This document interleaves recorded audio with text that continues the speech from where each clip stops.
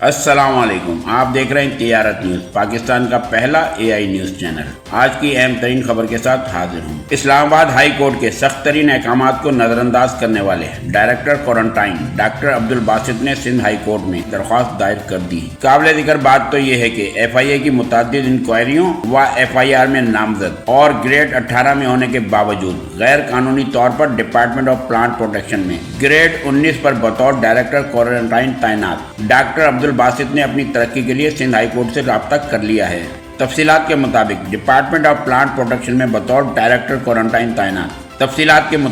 Department of plant protection میں بطور director quarantine تعینات ڈاکٹر محمد باسط ولد نذیر احمد نے سندھ ہائی کورٹ میں 1973 کے آرٹیکل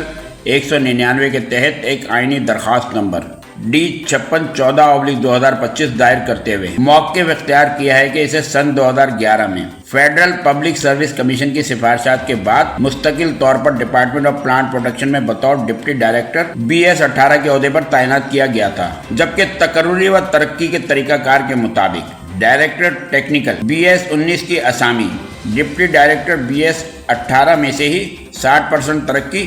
اور 40% دیگر کوٹا کی بنیاد پر کی جاتی ہے، جبکہ سینیارٹی لسٹ کے مطابق سب سے سینئر ڈپٹی ڈائریکٹر ہونے کی حیثیت سے درخواست گزار نہ صرف ترقی کے لیے اہل ہے بلکہ مکمل طور پر اس عہدے کے لیے موزوں بھی ہے، اور چونکہ متعلقہ اسامی ترقی کے کوٹے میں خالی موجود ہے، اس لیے درخواست گزار کو باقاعدہ بنیادوں پر ڈائریکٹر ٹیکنیکل BS 19 کے عہدے پر ترقی کے لیے زیر غور لایا جانا چاہیے۔ تاہم فریقین مخالف نے BS 18 کے اہل افسران میں سے ڈائریکٹر ٹیکنیکل کی خالی اسامی پر ترقی کرنے کے بجائے بدنیتی کے ساتھ 19 اکتوبر 2025 کو جاری کردہ چیلنج شدہ دفتری حکم نامے کے ذریعے ڈاکٹر ثاقب عارف کو اس کے اصل محکمے پاکستان ایگریکلچر ریسرچ سے پلانٹ پروٹیکشن ڈپارٹمنٹ میں بطور ڈائریکٹر ٹیکنیکل تبادلہ کر دیا، جس سے درخواست گزار کو شدید نقصان پہنچا اور اس کی ترقی کا راستہ روک دیا گیا۔ درخواست گزار ڈاکٹر عبدالباسط کے مطابق اس کارروائی سے متاثر ہو کر وہ اپنی ترقی پر غور کے لیے مختلف درخواستوں کے ذریعے مسلسل فریقین مخالف سے رجوع کرتا رہا،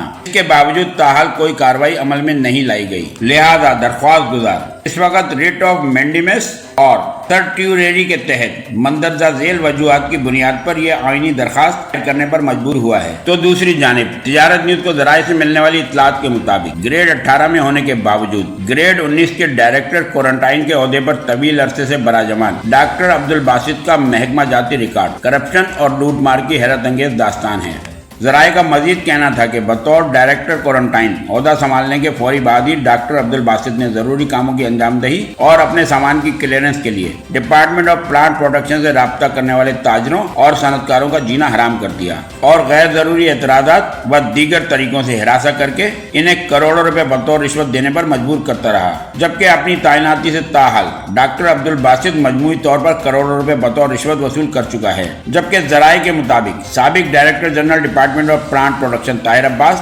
اور ڈائریکٹر کوارنٹائن عبدالباسط سمیت دیگر افسران پر مشتمل ایک منظم اور مخصوص مافیا اسمگلروں کے اعلی کار کے طور پر کام کرتا رہا، اور اس کے عوض انہوں نے ملک و سماج دشمن اسمگلروں سے مجموعی طور پر اربوں روپے بطور رشوت وصول کیے۔ ذرائع کا مزید کہنا تھا کہ ڈاکٹر عبدالباسط سمیت دیگر افسران نے بھاری رشوت کے ذریعے جمع کی گئی رقم کو بیرون ملک منتقل کر دیا ہے، لیکن اینٹی کرپشن اور نیب سمیت ملک کی سلامتی کے دیگر ادارے خاموش تماشائی بنے ہوئے ہیں۔ دوسری جانب ملک بھر سے تعلق رکھنے والے صنعت کاروں اور تاجروں نے ڈائریکٹر کوارنٹائن ڈاکٹر عبدالباسط کی جانب سے ترقی اور بطور ڈائریکٹر ٹیکنیکل تعیناتی کے لیے سندھ ہائی کورٹ میں دائر کی جانے والی آئینی درخواست پر اپنی حیرت کا اظہار کرتے ہوئے کہا ہے کہ یہ کس طرح ممکن ہو سکتا ہے کہ FIA کی انکوائریوں اور FIR میں نامزد ملزم اپنی ترقی کے لیے سندھ ہائی کورٹ میں آئینی درخواست دائر کرتا پھرے، جبکہ سنگین الزامات کے تحت ملزم کے خلاف کارروائی عمل میں نہ لایا جانا بھی ایک حیرت انگیز امر ہے۔